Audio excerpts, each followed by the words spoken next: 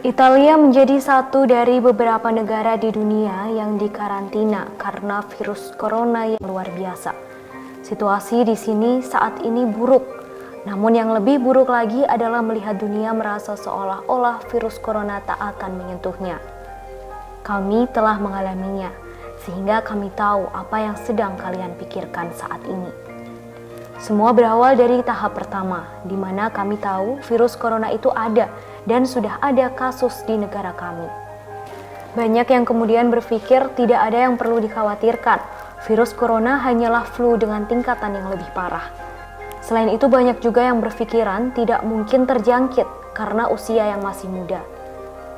Kemudian ketika beberapa orang mulai menggunakan masker saat bepergian, mulai sering mencuci tangan, beberapa dengan mudahnya menganggap semua orang berlebihan, dan mereka tetap akan menjalani hidup seperti biasa tanpa rasa ketakutan. Lalu masuk ke tahap kedua, di mana angka kasus virus corona terus meningkat dengan signifikan. Hingga pada 22 Februari 2020, 1 hingga 2 kota di Italia dikarantina, bahkan ditetapkan menjadi red zone atau zona merah. Di saat itu kami mulai merasa khawatir. Tapi kami masih berpikir petugas medis akan merawatnya sehingga tidak perlu panik.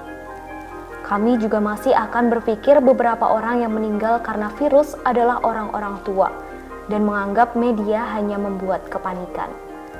Kami masih terus menjalani hidup seperti biasa dan terus bertemu dengan teman-teman karena menganggap semua baik-baik saja.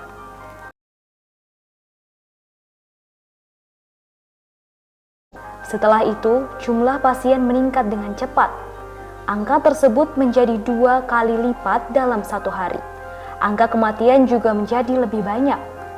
Kemudian pada 7 Maret 2020, 4 wilayah dengan kasus tertinggi diisolasi dan ditetapkan zona merah. Hingga 25% dari negara Italia diisolasi. Sekolah dan universitas ditutup, namun kantor-kantor, bar, hingga restoran dan tempat-tempat umum lainnya masih tetap buka. Informasi tersebut diberitakan oleh media sebelum pemerintah memberitakannya. Hal tersebut membuat 10.000 orang dari zona merah kabur kembali ke rumah mereka masing-masing. Sebagian besar populasi di Italia masih melakukan aktivitas seperti biasa. Mereka tidak menyadari betapa seriusnya situasi yang sedang mereka hadapi. Dimanapun mereka mengingatkan orang-orang untuk mencuci tangan dan mengurangi kegiatan di luar, sebagian besar akan menolak. Bahkan setiap 5 menit di televisi selalu mengingatkan tentang aturan ini, namun tetap saja tidak dihiraukan. Angka kasus virus corona terus meningkat, bahkan sudah mencapai angka yang sangat tinggi. Sekolah dan universitas di seluruh Italia ditutup selama sebulan. Situasi ini ditetapkan menjadi situasi darurat kesehatan nasional.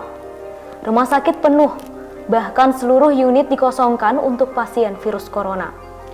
Tenaga medis kurang, hingga akhirnya memanggil kembali pensiunan untuk bekerja lagi.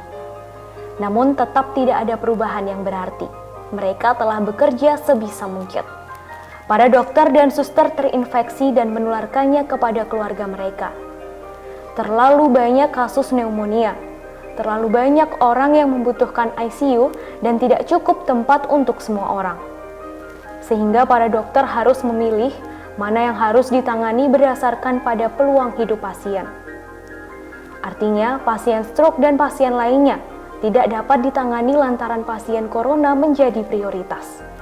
Tidak ada sumber daya yang cukup untuk semua orang, sehingga mereka harus didistribusikan untuk hasil terbaik. Saya berharap situasi ini hanyalah ilusi, tapi itulah yang terjadi. Orang-orang meninggal lantaran tak ada lagi tempat. Seorang teman dokter bercerita, dirinya hancur lantaran membiarkan 3 orang meninggal hari itu. Para perawat menangis melihat orang-orang meninggal dan tak bisa berbuat apapun. Mereka tak bisa memberikan oksigen karena harus mengutamakan pasien prioritas. Situasinya sangat kacau. Virus corona dan krisis adalah hal yang mereka dengar di mana-mana.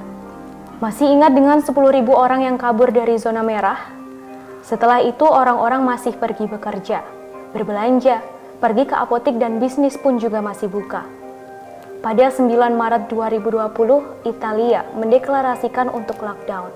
Tujuannya untuk mengurangi penyebaran virus. Orang-orang mulai ketakutan. Mereka mulai menggunakan masker dan sarung tangan. Setelah itu, semua bar, restoran, dan shopping center tutup, kecuali supermarket dan toko obat. Mereka dapat bepergian bila mereka telah mendapat sertifikasi. Sertifikasi itu berisi nama, asal, dan tujuan untuk bepergian. Sangat banyak polisi yang berjaga di banyak lokasi, dan ketika mereka tidak membawa sertifikasi, mereka akan didenda. Situasi tersebut masih terjadi hingga surat ini disebarluaskan, yaitu pada 12 Maret 2020. Beberapa negara lain telah mengalaminya, seperti Cina dan Korea. 2 minggu yang lalu, saya adalah salah satu orang yang tidak tahu situasi akan menjadi sangat buruk. Dan bukan karena virus itu sendiri yang sangat berbahaya atau mematikan, tetapi juga semua konsekuensi yang ditimbulkannya. Kami mengakui pemerintah telah melakukan yang terbaik. Tindakan yang diambil oleh pemerintah bisa dikatakan sangat drastis, namun menjadi satu-satunya cara untuk membatasi penyebaran. Jika ada kasus virus corona di sekitar Anda, dan Anda masih berpikiran sama dengan kami di awal virus tersebut sampai di negara kami, maka hal yang sama akan terjadi juga pada Anda. Kami berharap Anda dapat mengambil tindakan pencegahan. Satu di antaranya adalah tinggal di rumah atau social distancing.